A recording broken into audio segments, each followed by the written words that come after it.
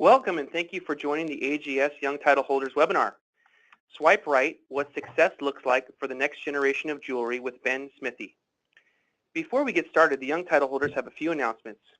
Number one, we want to see you in Vegas, Monday, June 5th at iCandy in Mandalay Bay from 5:30 to 8:30 p.m. It'll be a great opportunity to network and enjoy a drink on us. Secondly, also in Vegas, we have 50 drink tickets to JCK Rocks the Bowl. We will have a special bar area dedicated to the young title holders and possibly a couple other groups. That's on Wednesday, June 7th from 8 to 11 p.m. at Brooklyn Bowl. Finally, we are sponsoring a whiskey breakfast in New York City on July 25th at 8 a.m. The location is still to be determined, so stay tuned. For more information, please email youngtitleholders@ags.org. That's youngtitleholders@ags.org. Well, we are so excited to present Ben Smithy.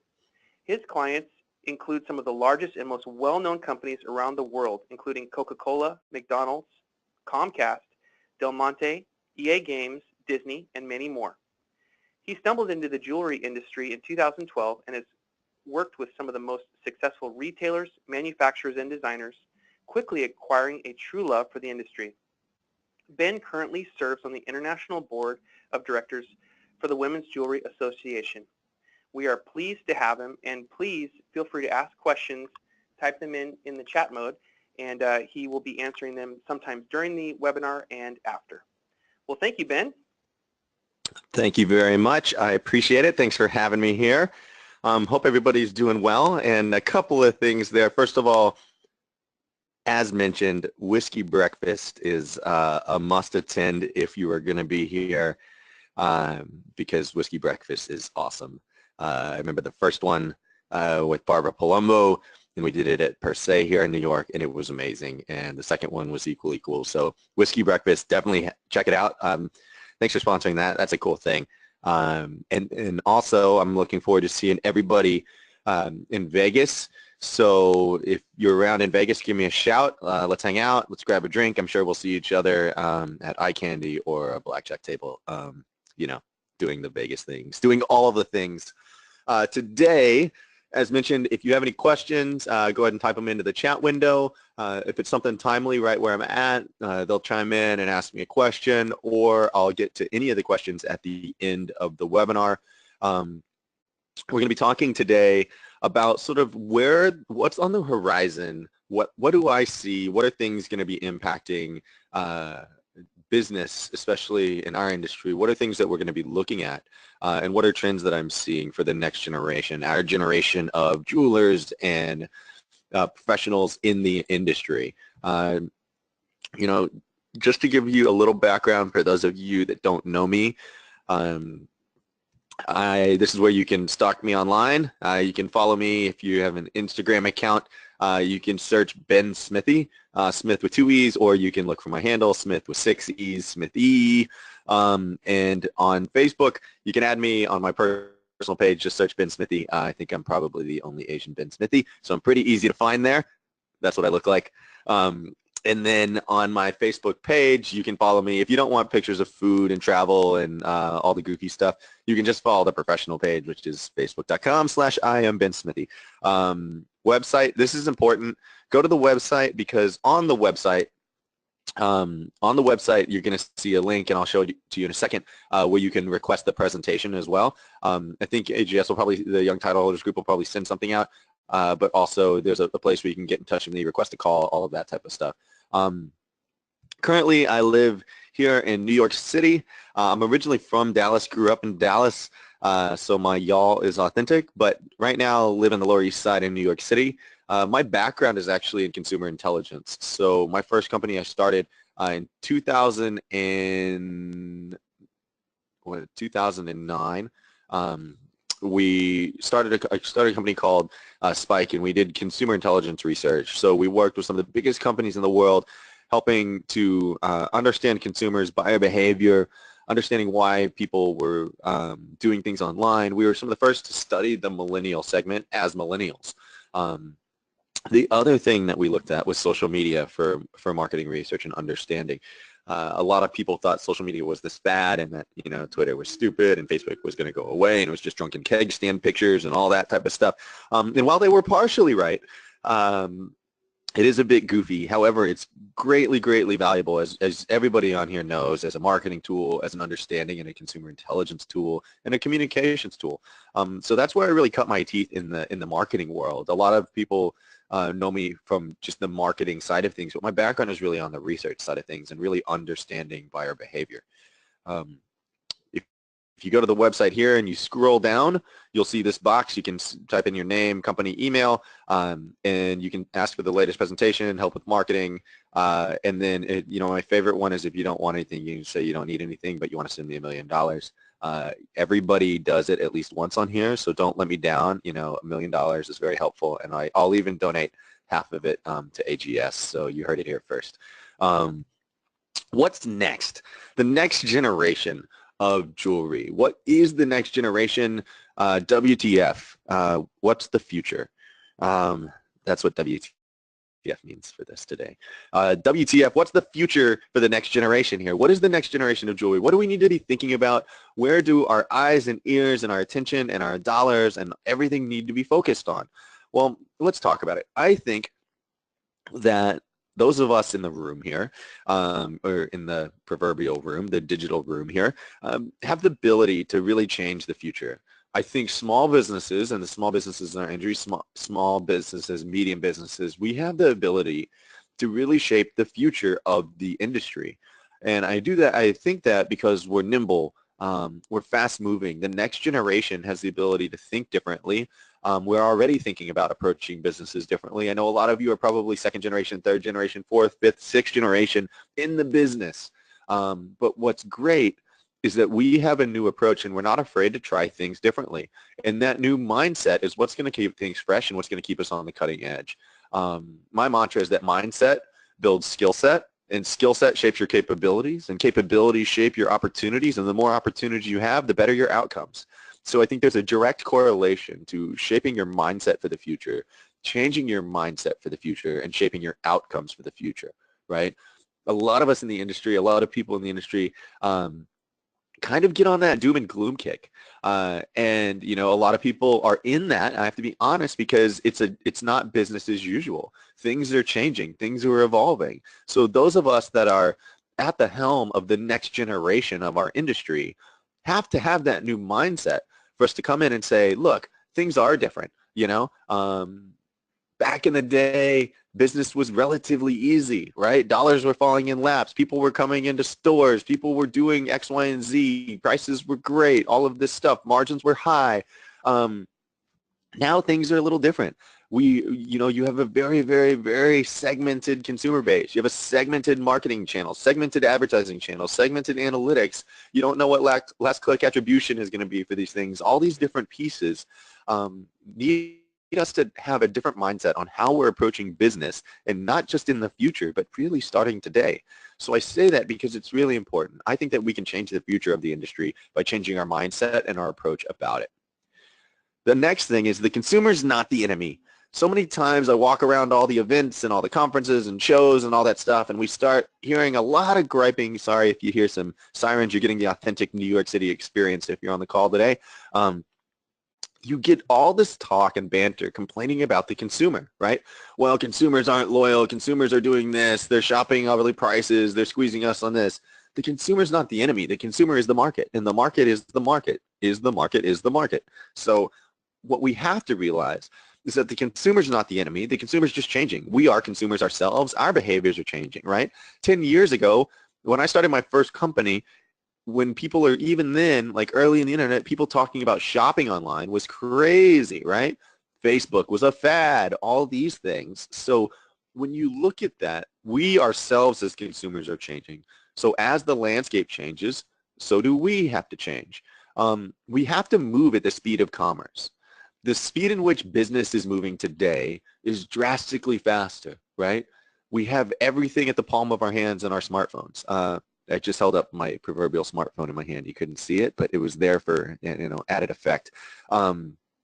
We have to move at the speed of commerce, right? And as things go lightning fast, we have to be willing to let go of the things that got us here in order for us to grab onto the things that are going to get us there to the next thing. It's the trapeze effect, right? You can't grab onto what you need to grab onto to move forward until you let go of what you already have. And that's really freaking scary for a lot of us on this phone call, right? A lot of us on this webinar. We have to let go of generations and generations and generations of a practice that happened to get us to where we're at today and got us to the businesses that we're at in order to grab onto the next thing that's going to get us to the next level. So for a lot of us, that's scary. A lot of us and our parents, that's scary. All of these different things cause a lot of fear, but it's the only way that we're going to change the mindset, change the outcomes, and change the future.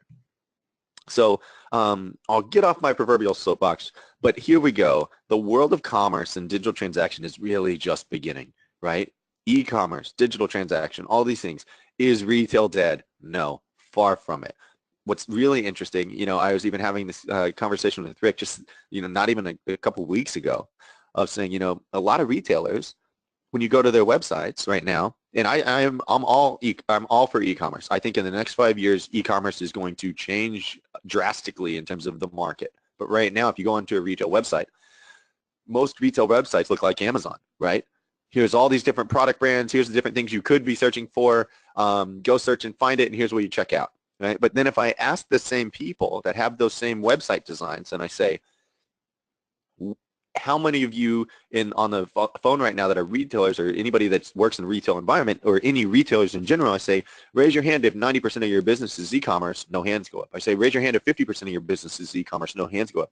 Raise your hand if 25% of your business, 1 or 2 hands go up. And I said, well, why are we so focused on the e-commerce model and design right now if all your business is walking through the doors? Right? So we have to shift this mentality that we have to be preparing for e-commerce, preparing for digital transaction, because yes, it will happen. Yes, it will happen faster than people think it will happen. However, that said, we should be focused on building experience and relationship and building for the experience right now that's happening. And we're going to talk about that today.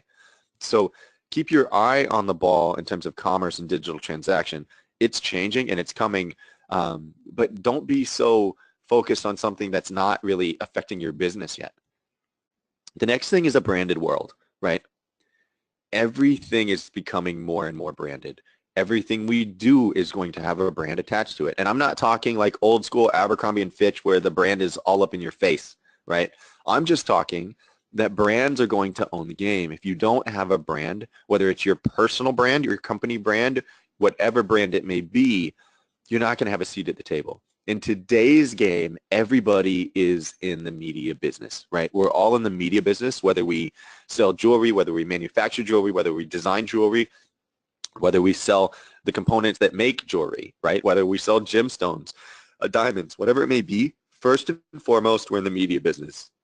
Because if Google, Facebook, Instagram, and Snapchat can't find you, Pinterest can't find you, you don't exist today, right? So in these things, in the mind of the consumer, everybody's going to have a brand. If you've never had to have a brand before because you've been in the middle of the supply chain, you still will have to build a brand, right? You will have to do these things and build brands because the brand is what we're going to be used to. The brand is going to be how stories are being told. So building your brand should be the number one most important thing you should be thinking about right now today in your business, right? Because your brand is going to be everything. How do we do that? Stories. So storytelling is the most underrated tactic of business today, right? Your story is how you differentiate yourself. Everybody's going to be using the same tools: a website, a shopping cart, email, social media, advertisements, TV, print, radio, billboards, all that good stuff. Everybody's using the same channels, right? You have no competitive advantage on which channel you use. Your only competitive advantage is the story that you tell, right? When it comes back to it, how are you building stories to be relatable to the next generation, to the current generation, right? How are you building stories? Those are the things that are going to connect the dots, and those are the things that are going to create value, whether it's perceived or actual value. These are the things that we have to be focusing on. I would venture to say that 99% of us on this webinar are not focused on telling stories enough, or building stories, or even understand what story we need to tell. So storytelling is how you're going to build that brand, right? Storytelling is a global initiative. We don't have 30 seconds to be interrupted today. None of us have time to be interrupted, but we always have time to hear a great story, right? We always make time to hear a great story. We always remember great stories, right? The best type of marketing and advertising or something that has a story narrative attached to it, that has a beginning, middle, and end that we can tell and easily convey to the next person, right? Bite-sized, attention-grabbing content is what's going to keep your brand authentic and also connect it with the community. So think about storytelling in bite-sized chunks that run in campaigns. From a marketing and advertising standpoint, this is where a lot of people are dropping the ball, right? We'll build a story, we'll do all this stuff, but when it comes to releasing your story, the best example I can use is this. So if you look at a traditional TV spot where, you know, let's say traditional marketing, right? TV or radio or whatever it may be. If you have a 30-minute show, you have 3 commercial breaks. Let's say there's 5 minutes worth of commercials in there, right? And you're one of 10 advertisers that's advertising during these commercial breaks, right? So you have 1/10 of the time, right? And you're only one of 10 brands, and you're getting a fraction of 30 seconds of that 10. Let's say it's 10 minutes, 30 seconds of that 10 minutes commercial, right? So of that time frame, you're exposed to quite a bit, a fairly decent fraction of that, of the exposure. Today, if you look at the average of 20 minutes on Facebook or social media that people spend each day, in that 20 minutes, they're exposed to thousands of pieces of content. So now that stickiness, that one image, that one Instagram, that one Facebook post, that one pin, whatever it may be, is getting a fraction of a second or a few seconds of exposure. So to build true marketing, to build your true brand, to tell stories, repeat exposure, connected campaigns are what's going to really deal. So when you're creating these bite-sized attention-grabbing pieces of content, make sure they work in a campaign format.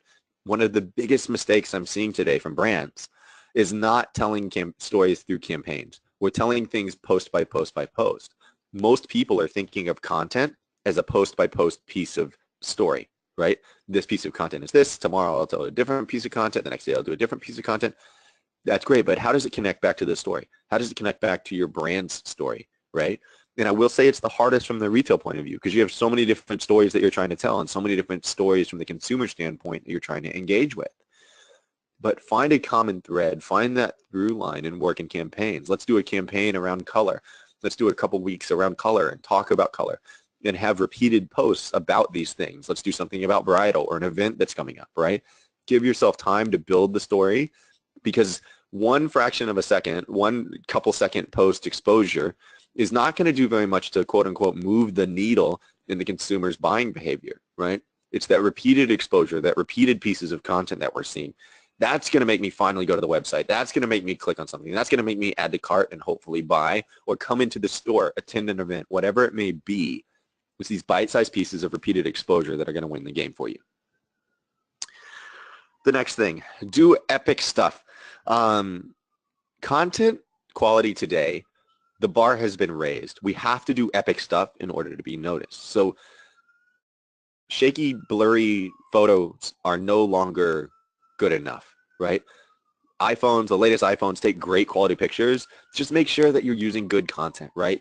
Crappy content is no longer going to work. Average content is no longer going to work. Invest in good equipment to create great content, right? The best retailers are ones that have photographers on retainer or something like that they can get good lifestyle shots. They can get their own custom shots, right? This type of stuff, again, apologies for the sirens.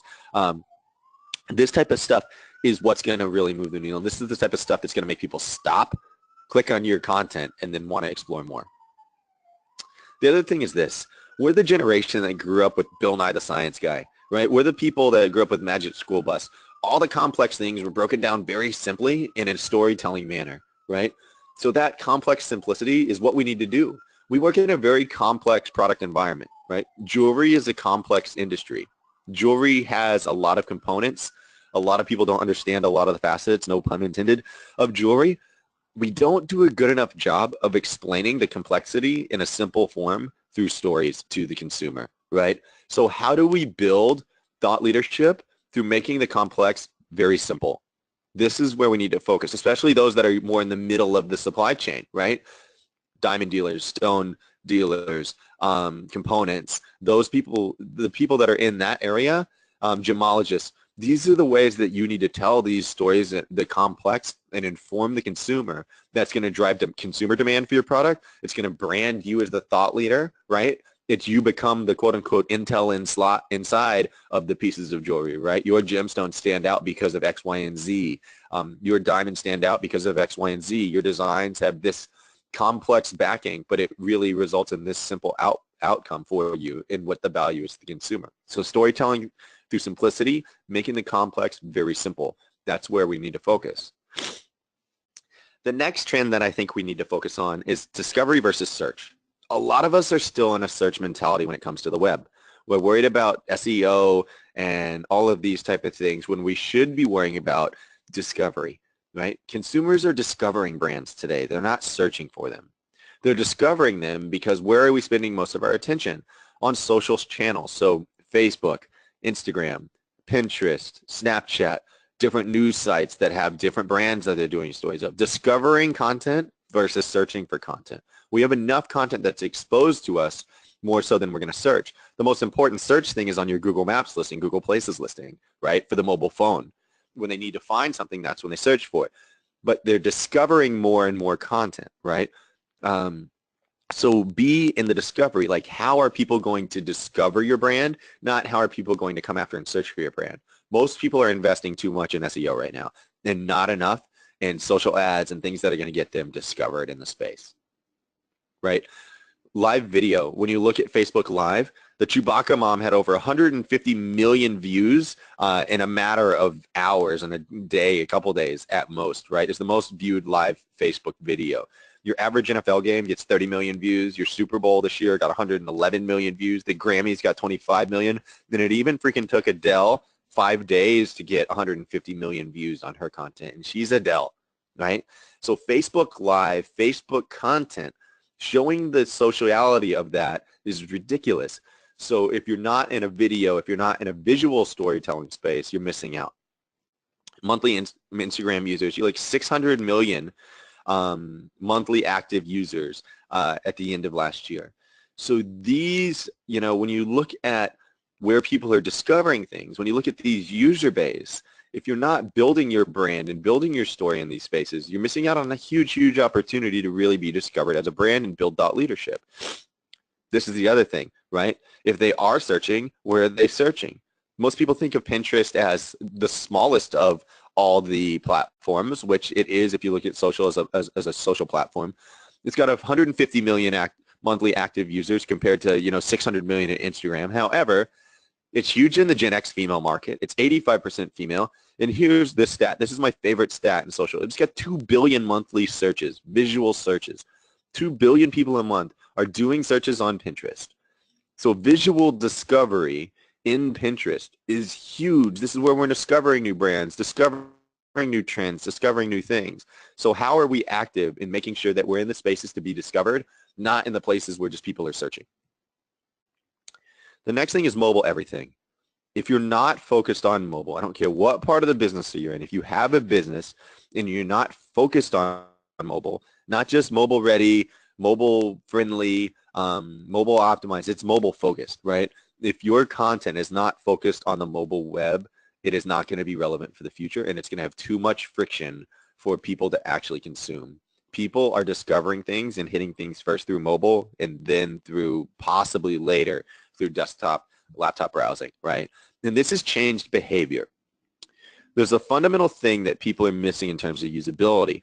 When you're designing your websites, when you're looking at things on mobile, how are people used to scrolling on mobile, right? It's up and down, left and right, up and down, left and right, not clicking through a bunch of tabs, not clicking through a bunch of menu items.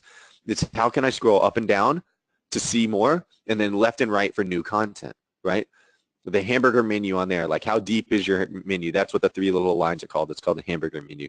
How much friction can you remove from the consumer getting to the destination just by being able to scroll up and down and then left and right, up and down, left and right, just like a joystick, right? So most people, when they're designing for the web, they're not thinking of the change of behavior. Everything we do is up and down, swipe left and right, up and down, swipe left and right.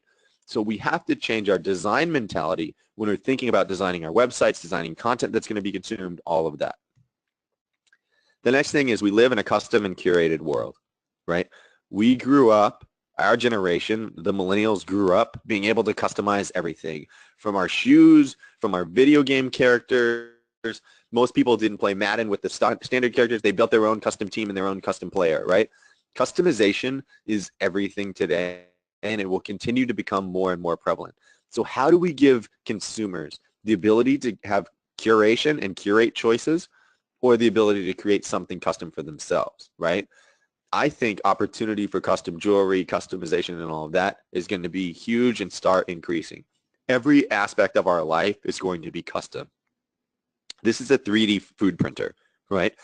This is essentially going to be like a 3D printer mixed with an easy bake oven, right? You download whatever recipe you want, you order the ingredients, the ingredient capsules come, the ingredient tubes come shipped to you via next day Amazon Prime drone, right? You stick them in your food 3D printer, you download you want Thomas Keller's latest, crazy 3-star Michelin dish, award-winning dish, all of a sudden, boom, it 3D prints it right in your home, right? The behavior for custom, the behavior for curation is only increasing. So the fact is we need to really make sure that our businesses offer custom and curated experiences. Influence over affluence, that's the next trend that we're going to see. Influence over affluence. Right now, luxury is being redefined. Influence is being redefined, right? Influence used to be those with money and able to buy the cool things and all of that. Now, instead of looking at Kim Kardashian and Beyonce, yes, they're big names. Yes, Justin Bieber has a ton of followers and all that type of stuff. But who really has influence? People like these people, right? This is Team 10. This is a group of YouTube influencers, right? These people here, you may have never heard of any of them, but they probably represent 500 million impressions daily from all their content. When you look at all the millions of followers they have, the millions of views on YouTube that they get, this is probably 500 million worth of impressions. You're much better going after these people to wear your brand, talk about your brand, tell your stories than the Beyoncés and the Justin Biebers of the world, right? That's a transactional relationship. These are the people that are influencing the next generations of content consumers, right? This is where you're going to get discovered if you want to go through the influencer route. So focus on influence over affluence. The next thing is data. If we're all in the media game, the second game we're in is data. Data tells the story. If we don't understand data, we are not going to be able to appropriately run our businesses, right? We all have to be in the data game. Understanding Google Analytics, understanding Facebook Insights, understanding Facebook Ad Insights. All of these pieces of data are going to be primed to telling you where your customers are coming from, where they're going, what friction you need to remove from your website, what friction you need to remove from your content funnel in order to make better decisions. We have amounts of data at our fingertips that you would have to generally pay back when I started my first research company, tens of thousands, if not hundreds of thousands of dollars to get. Now we have them for free from our social analytics, from our Google Analytics. So understanding the data game to A/B test, understand what's working with your advertisement, understand what ads are working best to drive traffic to your website. When they get to the website, how are we creating different landing pages? All of these different things. All of this data funnel is gold. Treat data like gold, right? Every email you capture is worth its weight in gold. Every piece of data and click commitment that you get from a consumer, that's all worth its weight, right? You can understand, and those of you that are more in the middle, so if you're, let's talk about like stone dealers, right? If you look at that, if you're able to see, and if you have a portfolio of things on your website and you're able to correctly analyze that data, now you have a tremendous amount of value based on searchability that you can go to retailers or wholesalers or who your people are buying from you, your customers, and say, here's the things people are looking at. And we get thousands of hits on this versus this. Here's where the trends are going. Here's where consumer interest is going, whatever it may be. We can then say, here's where things are going to be moving. Here's what you need to buy. Data-based decisions matched with brand-based or story-based brands. That's sort of the perfect marriage to marketing in the next generation. Strategic planning is the next thing. Our industry has become way too operational and way too little strategy planning that goes into things, right? We spend too much time executing, running around, and not enough time planning out strategy for the future. We've been in operational mode for decades. We have to get back to strategic planning. What does our business look like, sound like, smell like? Where is it going for the future? If you take 3 hours at the beginning of the month or the end of the month to plan for the next month, whether it's your social content, whether it's your marketing strategy, whether it's your content strategy, whether it's your overall business strategy, I promise you that will pay off in dividends compared to trying to do everything on the fly, right? Most people get overwhelmed with their social media stuff because they're trying to do it a little bit day by day by day by day by day, right? We're an agency focused on digital marketing, and we still don't do that, right? We have a team that's focused solely on digital and social, yet we still don't execute day by day because we'd get swamped. You plan in advance. You create your content in advance. That way you can actually see, make sure that it's going to get posted, it's going to get executed, nothing gets in the way of it being executed, right? And all of a sudden now you can map back to your plan that you created in the beginning of the month and see how you executed on it and how the analytics shape up at the end of the month. So strategic planning is one of the most, it's one of the most time-effective spins that you can make. So take time at the end of every month, plan for the next month, and invest your time in strategic planning, not just in execution. Too many people are spending too much time trying to execute and not enough time trying to plan it out first. Before we jump into questions, this is my favorite data visualization of all time. And all of these little dots represent every single shot Kobe Bryant has taken in his entire career. He took in his entire career. He attempted over 30,600, almost 30,700 shots in his career, right? It shows made and missed. And the whole point of this is if you want to be the best, take more shots. We play it a little too safe in our industry, and I feel like if we want to be the best, we have to take more chances. We have to take more shots. Give me the ball, let me take a shot. If it goes in, great, keep doing that. If it doesn't go in, make a small adjustment and take another shot. Make a small adjustment, take another shot, right? It's about if you take more chances, you take more shots, you're going to make more shots too. If you want to be the best, take more shots. And if you're not doing some things that are absolutely crazy and people think are outlandish, then you're doing the wrong things, right? Our industry is not going to grow and change and evolve unless we do growth in innovative and evolutionary based things, right? We have to do things that are out of the ordinary. We can't do ordinary things and expect extraordinary results, right? So if you're not doing some things that people are calling you crazy for, are calling you out of your mind, if you're the owners of the companies, if your parents or your grandparents or your boss isn't telling you you're a little crazy, then you're not pushing the envelope enough. You're not really being innovative enough. You're not doing what it's going to take to get you to the next level. Remember, it's the pilot, not the plane. So many people are worried about the tools, not worrying about the people behind it. We have to get out of the headlines of things and get our hands dirty, right?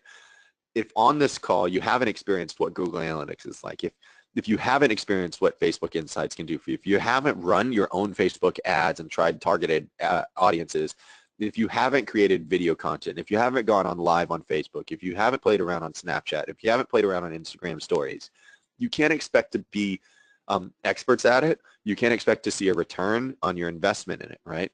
So we have to get out of the headlines and get into the dirt of it. We have to get our hands dirty. There's no more sitting up in the executive suite and saying, okay, how do we get somebody to do this? We have to look at it and say, how do we get our hands dirty so we can understand it, so we can work side by side with our agencies, so we can understand what stories do we need to tell? How does content work in this platform so I know how to create the right content, right? So it's the pilot, not the plane. What are we doing to get our hands dirty? What are we doing to test the waters? And how do we take more shots? I want to open it up now for questions. And I want to see what questions you have. It can be everything from as tactical as possible or as high level as possible. I want to see whatever questions you have. Feel free to ask them. Type them into the chat box. And I appreciate everybody's time today. So if we can open up the lines, and I'll take questions.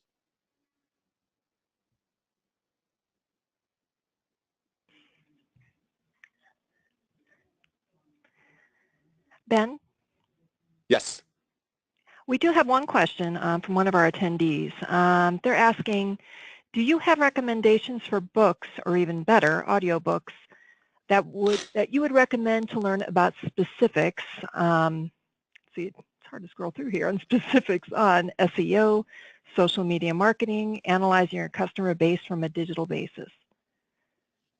So books,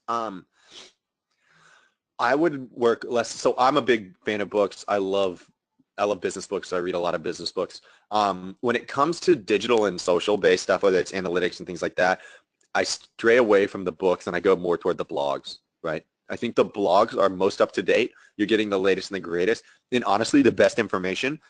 People are always surprised by this, or it's not necessarily a surprise. They just haven't thought of it. Facebook has a blog.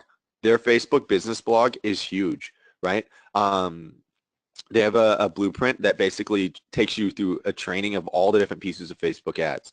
Instagram's blog is great. Snapchat's blog is great. There's all of the different blogs from the platforms give great content, and there's some good training modules on there as well.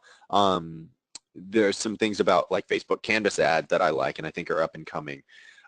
So the native blogs to Facebook, Instagram, Snapchat, Google Analytics are great. And then the second thing is you can find great up-to-date videos. Just look at the date. I would not go older on a video or on a blog that's older than like 3 to 6 months, 4 to 6 months, because stuff is changing so quickly.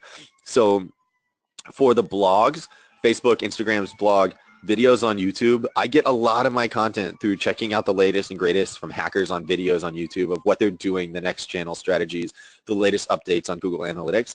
As soon as somebody updates their platform, Google Analytics, Facebook updates their algorithm, stuff like that, a week later there's a ton of videos up on YouTube about it, and you can get a lot of great, really valuable training through YouTube videos. So I would search on YouTube, so YouTube videos, and then the blogs for Facebook, Instagram, Snapchat, etc. Those are the most valuable when it comes to resources for me up to date. We have another question. Do you have a template for designing a content calendar? Yes. And if you send me an email, I will send it to you. It's super simple. Everything that we do, we try to make very simple and straightforward. We just use Excel documents. We just use Excel spreadsheets for our content calendar. And even better, if you don't have, if you have a Mac, it's even better to use Numbers than Excel, because you can store the image files in there easier than Excel. So if you send me an email, my email is right here on the screen. If you send me an email, I will send you the same content calendar that the formula that we use. It's just it'll be a blank Excel or number sheet that has what we use. We just have the post date, the title, the caption, the hashtags, the image, the link that we want to link to, the campaign that it's part of, what's going to be on Instagram, what's going to be on Facebook, et cetera, et cetera. So yes, if you email me, I will send you the template. Again, it's not some magical thing. You're going to be horribly disappointed in terms of how simple it is, but I promise you it's exactly what we use for our clients, and it works. I'm telling you, it works because it's simple. And another one question. Other thing.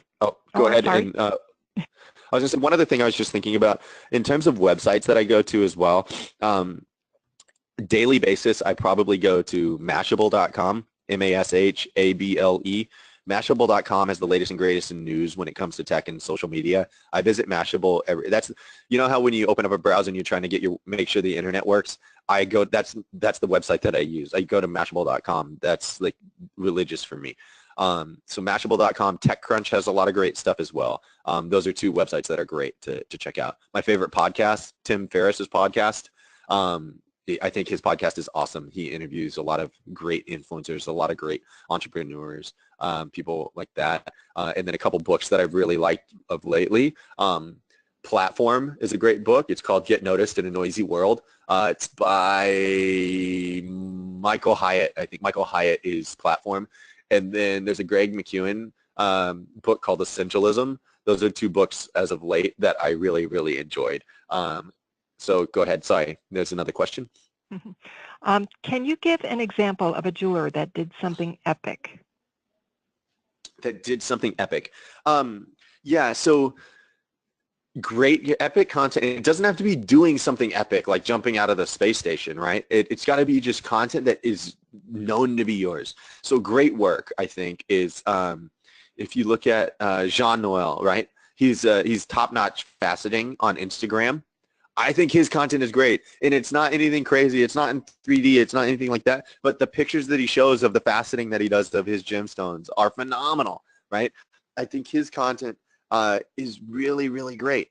I think inline, what is I think it's like Get Rocked. There's two girls that have a Instagram, I think, called Get Rocked. I think their account is really, really great in terms of their content. When I say epic content, I mean stuff that is on brand, stuff that looks absolutely beautiful, stuff that works really, really well. We had a retailer, we did a post for them that was a this or that post, and it got like 30,000 like shares and hits on it. It was insane. And it wasn't anything dramatically innovative. We just said this or that, and we did a cool thing, and it caught some virality to it.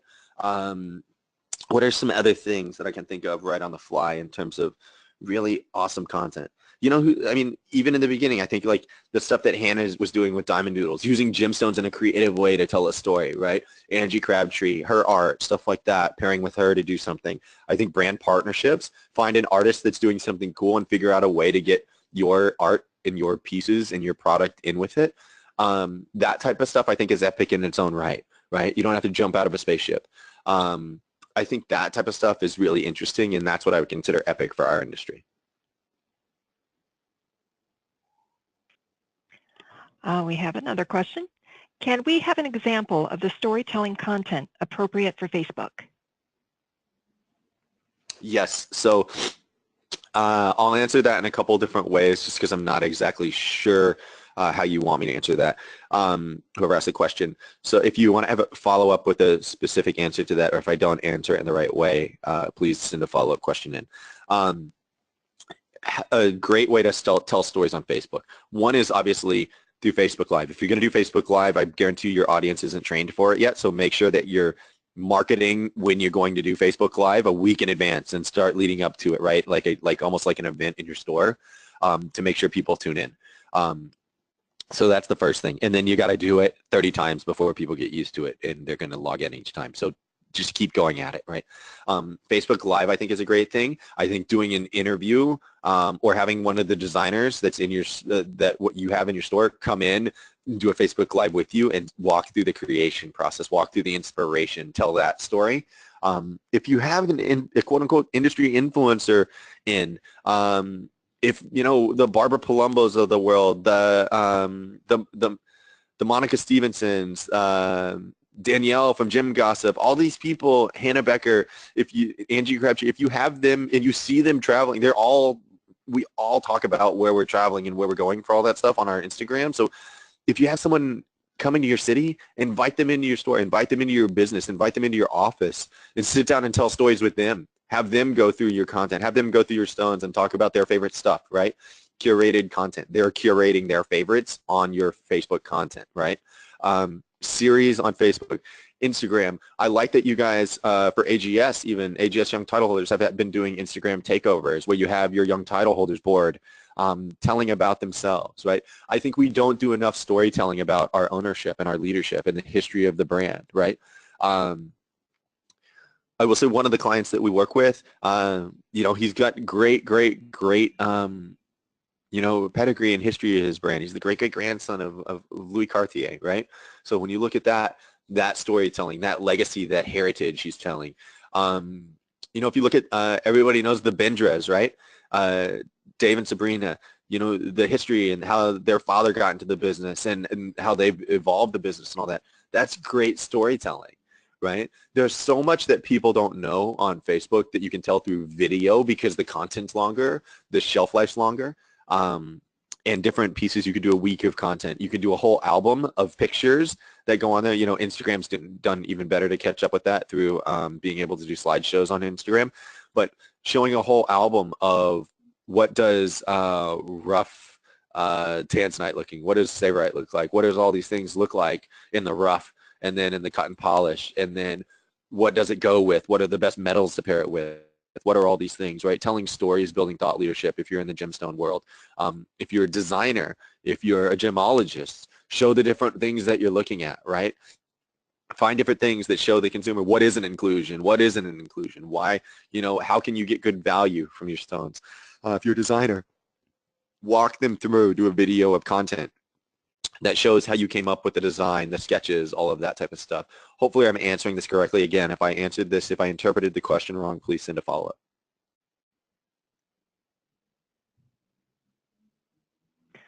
Another one for you. We have a hard time balancing our content topics, our store brand, selling product, telling customer stories, our co-op brands, etc. Do you have any recommendations on how to balance this, or do you just follow up what your users are responding to? Yes and yes. So the first thing, how you start it. I'm going to start how I start and then how do I adjust. How do I start it? I look at my business and I look at my P&L, right? What's selling? The first question, and again, the first thing I ask, and anybody that's worked with me in our team can attest to this. The first conversation we have are business conversations. What's driving your business, right? What brands are driving your business? What categories are driving your business? When are they working? All of these things. So know your P&L and know what's driving your business. Base your content there. Start there. Look at the percentage of your content that should be focused on the percentage of your business, right? Then when you adjust is what content are people coming back to? What content are people consuming most, right? Measure click-throughs, measure which ads are working. Those type of things. That's how we adjust our content calendar and balance it out. The thing that people are grossly imbalanced on is telling their own store brand, right? If I'm Smithy's Jewelers, the thing that most likely 90% of us are doing right now are not telling enough story about Smithy's Jewelers. We're telling all of the story about John Hardy, Le'Veon, Tacori, Shinola, Tag Heuer, you name it. We're telling those stories and sharing that content inversely proportionate to when we need to be sharing our own content and telling our own story, right?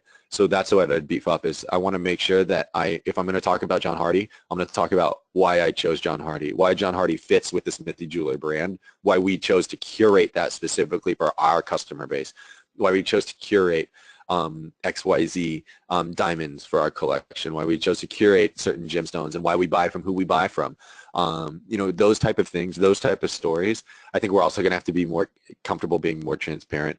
I think that, blinded brands where I think there will still be private label stuff where we're buying and we're creating our own brand on it. But I think we're going to be more transparent. We're going to see more transparency in the industry of saying, X, Y, and Z gemstones are going to have a brand behind it, and that's going to mean something to the consumer. So I'd start with my business, my profit and loss, my balance sheet. That's how I'm going to start and build my content. From there, I'm going to revise by what content is working with people, what content is getting most consumed, right? And then the stuff that's not being consumed as well, I'm not going to just chunk it. I'm going to try telling it in a different way first. And then I'm going to stop giving it as much attention if that doesn't work. And then I'm going to, focus on the stuff that's actually working. And then the next thing is tell your own brand story more often.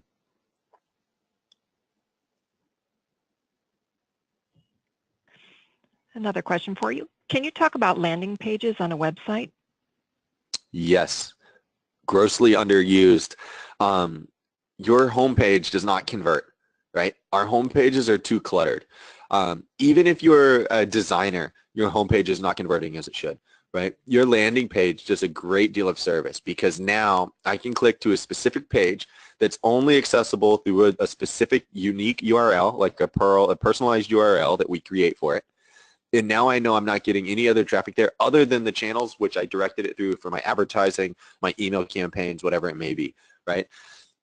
One of the things we're doing with all of our retailers are putting a landing page on their site that we can adjust for any event that they have. When you get to that landing page, it asks you to RSVP for the event, right? Put your name, your email, phone number, whatever it may be, and then you get an RSVP confirmation page, and you can do some sort of call to action there. There's all sorts of strategies you can use with that, but stop sending people just to your website. Send people to your landing page, right? One of the new things that we're going to be coming out with is through our website. Our website's designed very simple to where everything, any page that you go to on our website leads to calls to action. If you're a retailer, you don't have that luxury a lot, so you're going to have to use landing pages. But I have a landing page for each different collection when I run ads, all these different things. Ramping up with landing pages is the next thing. In any website, whether you had us design it, whether you have ThinkSpace, Punchmark, Volusion, whatever your website designer is, you can easily get landing pages created, and they should be creating them anyway. Or if whatever marketing team that you're working with, have them get in touch with the the website designer or have them do it themselves. Landing pages are grossly underutilized and everyone should be using them.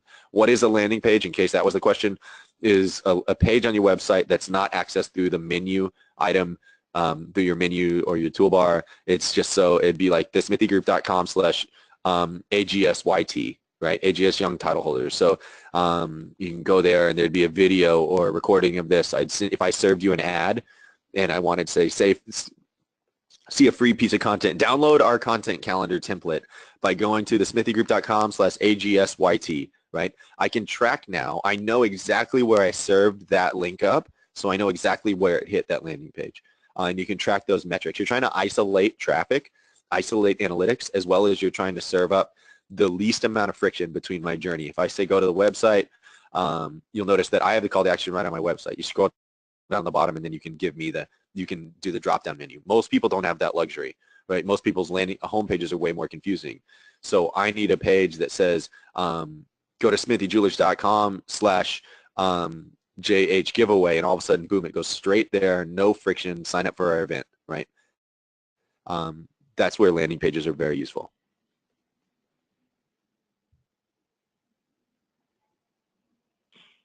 We have a question about influencers. Rules for Instagram by blogger influencers who are paid or given free merchandise to promote. They're supposed to type #sponsored, correct? #ad. Sponsored isn't even enough in a lot of cases, and it doesn't need to be hidden in the last thing. It needs to be up front. Here's the deal with that. It shouldn't even be a discussion because people don't care. We're used to seeing paid content. We know people are paid to post content, right? #ad. Just make sure they put it up front. If you're the store hiring them, make sure that you're the ones requiring them to do it, right? Tell them that they're required to do it, and tell them that even if they don't think they are, that you require them. It's your brand guidelines. Those of us that are hiring people to do stuff should be we should be the ones just as responsible as the people that are actually posting it, because it's our brand. We're the ones that hire them, right? If it's Smithy Jewelers that hires an influencer, I'm going to say in my influencer contract, you must put #ad in the beginning, one of the very first hashtags that you use in your content, not buried way down there. It's simple, it's straightforward. It shouldn't even be a discussion at this point because nobody cares. Like, I'm not going to buy something. Like, people trust the influencer because they trust their curation. They trust that they know that I'm not going to post about something that I wouldn't wear myself. I'm not going to post about something that I wouldn't like, right? So for me, I think that my followers and the people that know me, regardless if I was paid or not, know that I wouldn't post about something just because I was paid for it if it didn't go along with my values or my thoughts or my taste, if it's something that I wouldn't wear, right? Because I care too much about my personal brand. So the influencer should be somebody that has built that amount of trust that regardless of it's an ad, you know and you trust them that even though they were paid for it or they're compensated or given that product, that it still falls within their taste and their brand guidelines and all of that and their own personal beliefs. So I think it's just a conversation that's happening right now. You know, we're still in the wild, wild west of social media and influencers and all this stuff, but just require them to do it. #ad. It's not hard. It's by the law. It's by the regulations, and it keeps you out of trouble. And there's like no reason not to do it because it's not going to affect people.